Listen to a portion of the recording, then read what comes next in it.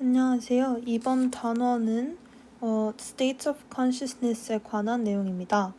우선 첫 번째 문제 같은 경우에는 Agonists are psychoactive drugs that 이라는 문제인데요. 이 문제를 풀기 위해서는 저희가 배웠던 psychoactive drugs가 어떤 유형이 있는지에 대해서 알아봐야 합니다.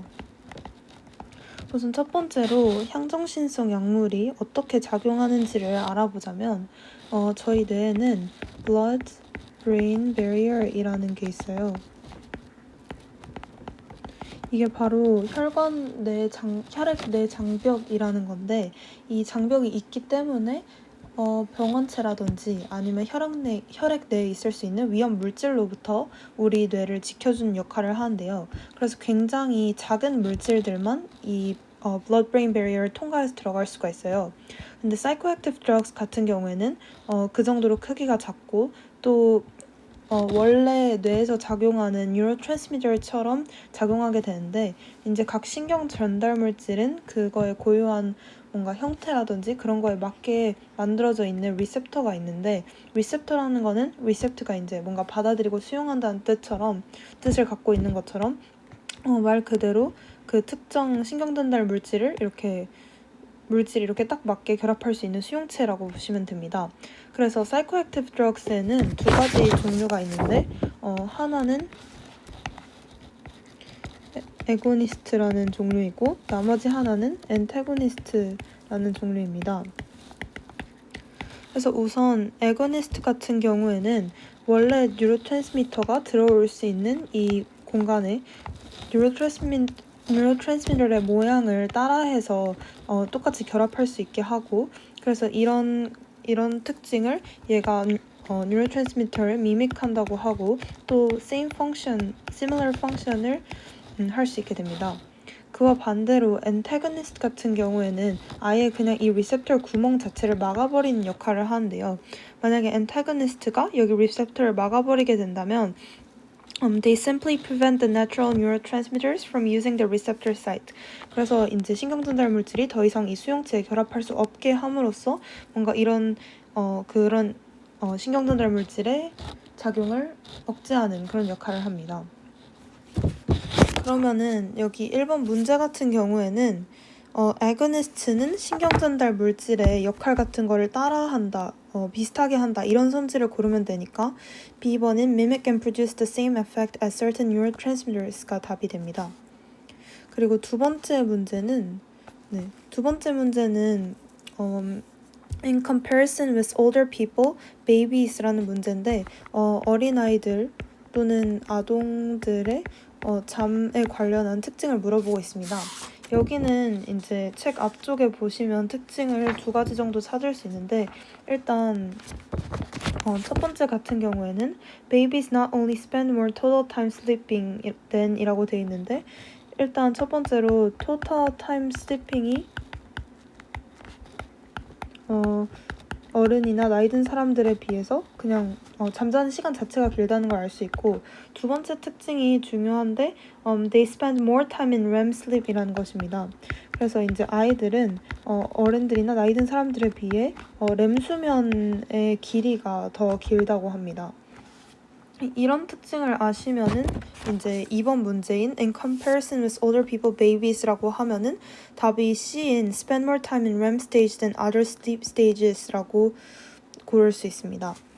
그래서 이 REM sleep에 대한 지식을 가지고 풀 수 있는 문제가 또 한 가지가 더 있는데요.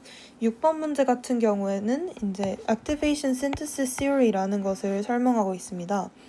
이 activation synthesis theory가 아까 말씀드렸던 REM sleep이랑도 관련이 있는데 REM이라는 것 자체가 rapid eye movement라는 뜻이고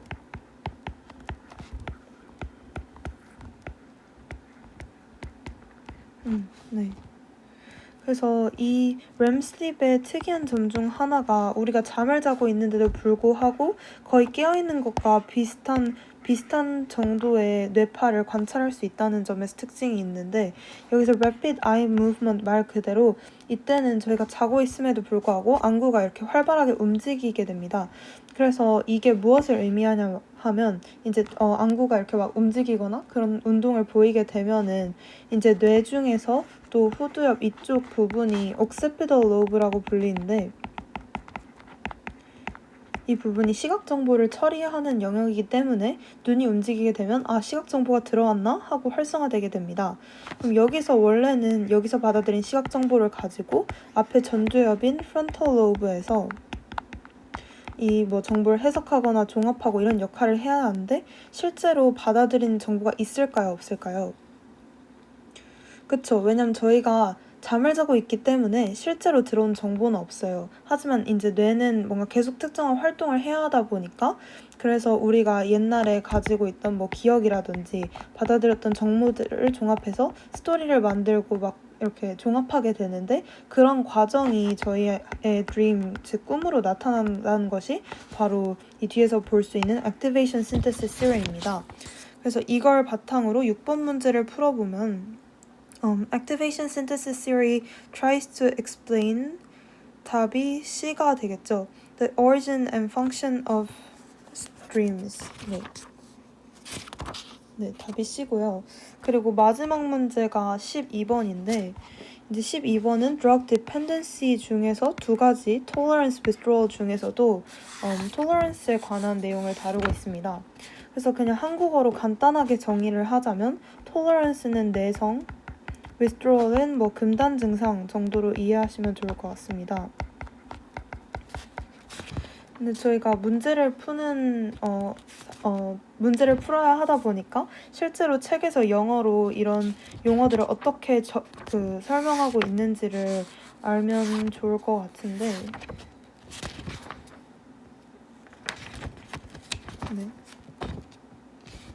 네. 그래서 이제 그 tolerance 내성이라는 거는 원래 그 약을 이제 똑같은 약을 복용해도 더 이상 같은 효과를 볼 수 없는 걸 말하잖아요. 여기서는 a psychological change that produces a need for more of the same drug in order to achieve the same effect. 즉 같은 효과를 보기 위해서 더 많은 양의 약물을 사용해야 된다는 그런 거를 내성이라고 정의하고 있습니다. 그리고 두 번째는 withdrawal인데요.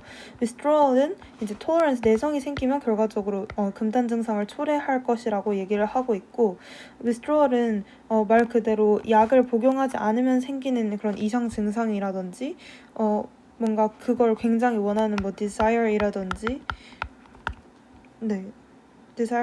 아니면 뭐 withdrawal symptoms 이렇게 다양하게 나타나게 됩니다. 그래서 이러한 지식을 바탕으로 12번 문제를 풀어보면 In the context of this unit, the term tolerance refers to, 즉 내성을 설명하고 있는 선지를 찾으면 됩니다. 그럼 답이 C가 되겠죠. The need for an elevated dose of a drug in order to get the same effect. 즉 elevated dose라는 거는 이제 더 많은 약의 그 약물을 복용해야지 그 같은 효과를 얻을 수 있다는 뜻이니까 이런 식으로 하면은 12번의 답 역시 C가 됩니다. 그래서 이게 아마 4단원의 문제를 다 푼 걸 거고 다음에는 5단원의 문제를 가지고 설명을 해보도록 하겠습니다. 감사합니다.